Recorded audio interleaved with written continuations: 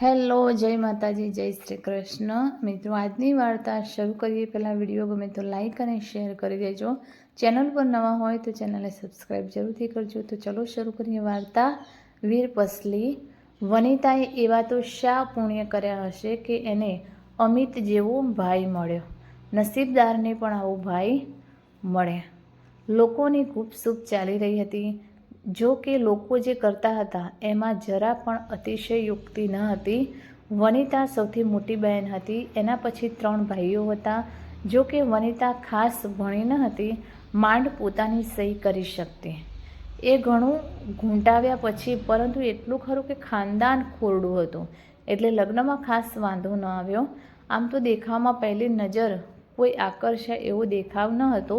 પોતાનો ધંધો હતો, અઢળક સંપત્તિ હતી, પરંતુ મા બાપનો બોલ ઉથાપવાની એની હિંમત નહોતી. લગ્ન બાદ પત્ની સામે જોવું પણ એના પતિ ગમતું ન હતું. મનમાં ઊંડે ઊંડે થતું કે ખાનદાને ખોરડું શું માત્ર આ જ હતું? એ સિવાય મને પત્ની સ્વરૂપે કોઈ સારી સ્ત્રી ના મળી શકે. દિવસે દિવસે પતિનો વસવસો વધતો ગયો. પરિણામ સ્વરૂપ પતિએ બીજી સ્ત્રી સાથે સંબંધ બાંધી દીધા. વનિતા સાથે અબોલા તો ચાલુ હતા. આવી વાતો તો જંગલની આગની જેમ ફેલાઈ જાય. વનિતાના મા બાપે જ્યારે આ બાબતમાં જમાઈ સાથે વાત કરી તો જમાઈએ રોકડું જ પરખાવી દીધો. મેં તમારી દીકરીને મારા ઘરમાંથી કાઢી નથી મૂકી. હું એને કંઈ ત્રાસ નથી આપતો. હા, એટલું ખરું કે હું જિંદગીમાં ક્યારેય એને પત્ની તરીકે સ્થાન નહીં આપું. બાકી મારા ઘરમાં એને કોઈ વાતનું દુઃખ નહીં રહે. જમાઈને સમજાવવા સાસુ સસરા અને મા બાપે ઘણા પ્રયત્નો કર્યા. આખરે જમાઈની મક્કમતા જોઈને મા બાપ વનિતાને પોતાના ઘરે લઈ આવ્યા. જો કે સમાજમાં બધા એમને સમજાવતા હતા કે દીકરીને પાછી લઈ આવ્યા છો તો જમાઈ પાસે કોઈ ચોક્કસ રકમ માંગો અથવા તો દર મહિને નિયમિત રકમ બાંધી દો. પરંતુ વનિતાના મા બાપ કહેતા, અમે અમારી ખાનદાની નહીં છોડીએ. સામા પક્ષે વનિતાના સાસુ સસરા બળજબરીથી લાખ રૂપિયા આપી ગયા અને કહેતા ગયા, અમને માફ કરજો, અમારો ઈરાદો તમારી દીકરીની જિંદગી બરબાદ કરવાનો નહોતો, પરંતુ અમારા દીકરા પાસે અમારું કંઈ ચાલતું નથી. એકનો એક દીકરો છે, એને સમજાવવા પ્રયત્ન કરીએ છીએ તો ઘર છોડીને ચાલી જવાની ધમકી આપે છે. તમે લાખ રૂપિયા નહીં સ્વીકારો કે અમને લાગશે કે તમે અમને માફ નથી કર્યા. આ સિવાય પણ વનિતાને જ્યારે જરૂર પડે ત્યારે અમારી પાસે પૈસા માંગી લે, એ પણ એના હક તરીકે, નહીં કે ભીખ તરીકે. કહેતા વનિતાના સાસુ સસરા રડી પડ્યા. આખરે એવું નક્કી થયું કે લાખ રૂપિયા વનિતાના નામે મૂકી દેવા. વનિતામાં બુદ્ધિનો અભાવ હતો જ. પિયરમાં પણ એ તો ખુશ જ રહેતી હતી, પરંતુ મા બાપનું થોડા જ વખતમાં મૃત્યુ થતાં મોટા ભાભીનું ઘરમાં વર્ચસ્વ સ્થપાઈ ગયું હતું. વનિતાને ભાગે છણકા છાકોટા જ સાંભળવામાં આવતા. મોટા ભાભીને 2 દિયરો પણ આંખના કણાની જેમ ખૂંચતા હતા. તેથી મોટાભાઈ અને ભાભી જુદા જતા રહેતા. ઘરની જવાબદારી વનિતા પર આવી ગઈ. બીજા ભાઈના લગ્ન થતાં એ પણ જુદો જતો રહ્યો. જ્યારે નાના ભાઈએ પર જ્ઞાતિની છોકરી સાથે લગ્ન કરતા બધાના તિરસ્કારનો સામનો તો કરવો જ પડ્યો. પરંતુ નાનો ભાઈ અમિત કહેતો, એવું માનવાની જરૂર નથી કે જ્ઞાતિની છોકરી જ ખાનદાન હોય અને પરજ્ઞાતિની છોકરી ખાનદાન ના હોય. મૂળ વાત તો માણસના સંસ્કારની છે. અમિતની પત્ની મમતાએ પતિને કહ્યું, આ બધાની નફરત એક દિવસ પ્રેમમાં બદલીને જ રહીશ. જ્ઞાતિ અને સંસ્કારની કંઈ જ સંબંધ નથી. હું ક્યારેય તમને નફરતનો સામનો કરવો પડે એવી સ્થિતિ ઉત્પન્ન નહીં થવા દઉં. મમતાએ આવતાની સાથે જ એના નામને સાર્થક કરવા માંડ્યું. વનિતાને ખૂબ પ્રેમથી રાખવા માંડી. વનિતામાં બુદ્ધિ ઓછી હતી, પણ પ્રેમ ના સમજી શકે એટલી પણ ઓછી બુદ્ધિ ન હતી. વનિતા પણ મમતા જોડે ઘણી આત્મીયતાથી રહેવા લાગી હતી. એટલું જ નહીં, એના દીકરા દીકરીને પણ પ્રેમથી રાખતી હતી. જો કે અમિતની આવક ખાસ ન હતી. બચત તો ક્યાંથી હોય? હા, દેવું તો ચોક્કસ વધતું જતું હતું, પરંતુ એના વનિતા પ્રત્યેના પ્રેમમાં ક્યાંય ઓટ આવી ન હતી. જો કે રક્ષાબંધન પર એ 3 ભાઈઓને રાખડી બાંધતી, પરંતુ પૈસાની ક્યારેય અપેક્ષા રાખતી ન હતી. જો કે બધા સલાહ સૂચનો જરૂર આપતા કે તારા મોટા ભાઈ પાસે ઘણો પૈસો છે, તારા વચલા ભાઈ ભાભી બંને જણા કમાય છે, 1000 રૂપિયાથી ઓછા આપે તો રાખડી બાંધવાની જ નહીં. જાણે કે રાખડી બાંધવી એ વેપાર બની ના ગયો હોય.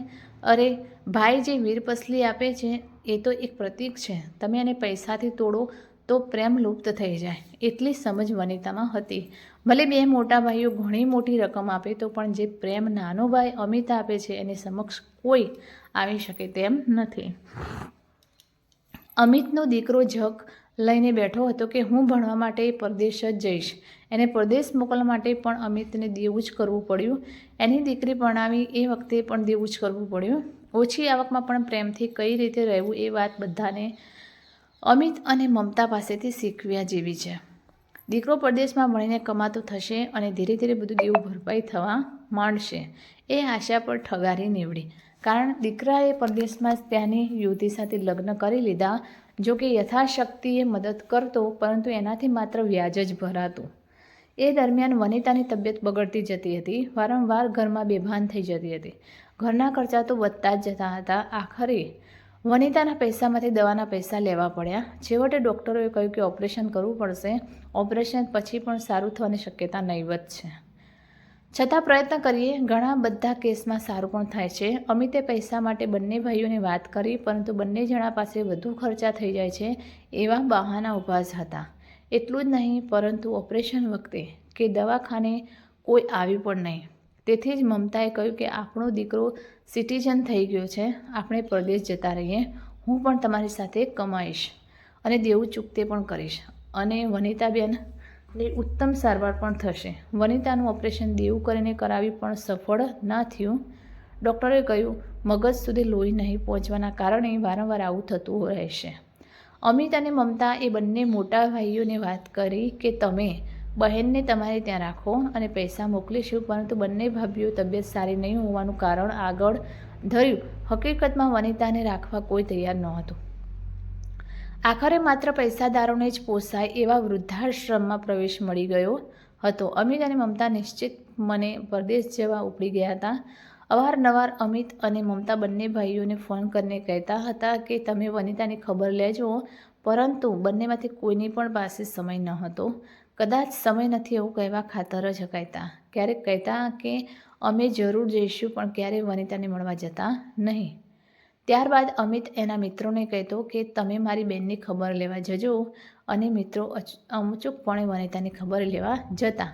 અમિત અને મમતા સખત કામ કરતા અને કસરથી રહેતા, જેથી ઘણું બધું દેવું ચૂકતે થવા માંડ્યું હતું.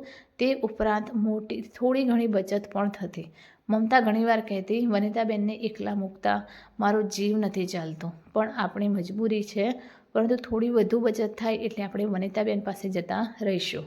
વનિતા જણાતી હતી કે માત્ર અમિત જ મારી ખબર રાખે છે. હવે તો એને પણ એવો પણ ખ્યાલ આવી ગયો હતો કે એની જિંદગીના થોડા વર્ષો માંડ બચ્યા છે. જ્યારે રક્ષાબંધનનો તહેવાર આવ્યો ત્યારે સમાજમાં દેખાડવા માટે બંને ભાઈઓ વૃદ્ધાશ્રમ પહોંચી ગયા હતા અને રાખડી બંધાવી પાકીટ ખોલતા હતા. ત્યારે વનિતા બોલી ઉઠી, મને તો 12 માસ વીરપસલી મળે છે. શું તમે રૂપિયા પૈસા આપો એટલે તમે બેન માટે કંઈક કર્યું છે એમ માનો છો? રાણી કર્ણાવતીએ પણ હુમાયુને રાખડી મોકલી હતી.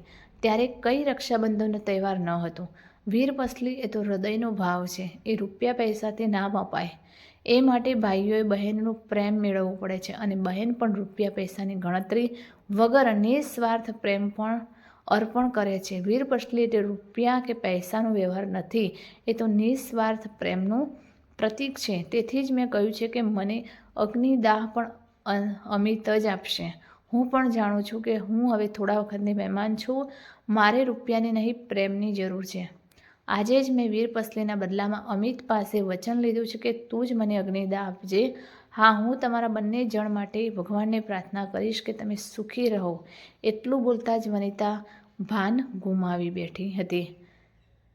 તો મિત્રો, આ કહાની તમને કેવી લાગી તે કોમેન્ટ કરીને જરૂર જણાવશો, અને વિડીયો પસંદ આવ્યો હોય તો લાઇક અને શેર કરજો, તથા ચેનલ પર નવા હોય તો ચેનલને સબસ્ક્રાઈબ જરૂરથી કરજો. ફરી મળીશું એક નવા વિડીયો સાથે ને વાર્તા સાથે. ત્યાં સુધી નમસ્તે, જય માતાજી, જય શ્રી કૃષ્ણ, હર હર મહાદેવ. Thanks for watching.